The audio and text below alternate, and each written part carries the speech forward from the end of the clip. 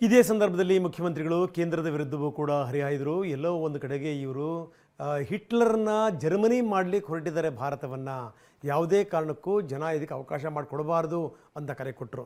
ಇವರಿಂದಾಗಿ, ಇವರ ನೀತಿಯಿಂದಾಗಿ 70,000 ಕೋಟಿ ನಷ್ಟ ಆಗಿದೆ ಕರ್ನಾಟಕಕ್ಕೆ ಅಂತ ಕೂಡ ಮುಖ್ಯಮಂತ್ರಿಗಳು ಆರೋಪಿಸಿದರು. ಕೇಂದ್ರ ಸರ್ಕಾರ ಮಲತಾಯಿ ಧೋರಣೆಯನ್ನು ಒಕ್ಕೊರಲಿನಿಂದ ಖಂಡಿಸಬೇಕಾಗಿದೆ. ಕಳೆದ 5 ವರ್ಷಗಳಲ್ಲಿ 15ನೇ ಹಣಕಾಸು ಆಯೋಗದ ಮೂಲಕ ಕೇಂದ್ರವು ಮಾಡಿದ ದ್ರೋಹದಿಂದ ಸುಮಾರು 70,000 ಕೋಟಿಗಳಷ್ಟು ನಷ್ಟವಾಗಿದೆ. ಬಲಿಷ್ಠ ಒಕ್ಕೂಟ ವ್ಯವಸ್ಥೆಯ ಕನಸು ನಮ್ಮ ಸಂವಿಧಾನದ ಪಿತೃಗಳದ್ದಾಗಿತ್ತು.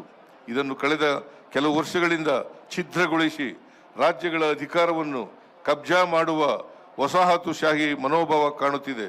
ಕೇಂದ್ರದ ಈ ತಾರತಮ್ಯಗಳ ವಿರುದ್ಧ ಇಡೀ ನಾಡು ಸಂವಿಧಾನಾತ್ಮಕವಾಗಿ ನಿಂತು ಪ್ರತಿಭಟಿಸದೆ ಹೋದರೆ ನಮ್ಮನ್ನು ಅಪೋಷಣ ತೆಗೆದುಕೊಳ್ಳಲಾಗುತ್ತಿದೆ. ಇದರ ಜೊತೆಗೆ ಕರ್ನಾಟಕ ಸೌಹಾರ್ದ ಪರಂಪರೆಗೆ ಕೋಮುವಾದಿ ಶಕ್ತಿಗಳು ರಾಜಕೀಯ ಹಿತಾಸಕ್ತಿಗಾಗಿ ನಿರಂತರವಾಗಿ ವಿಷ ಹಾಕುತ್ತಿದ್ದಾರೆ.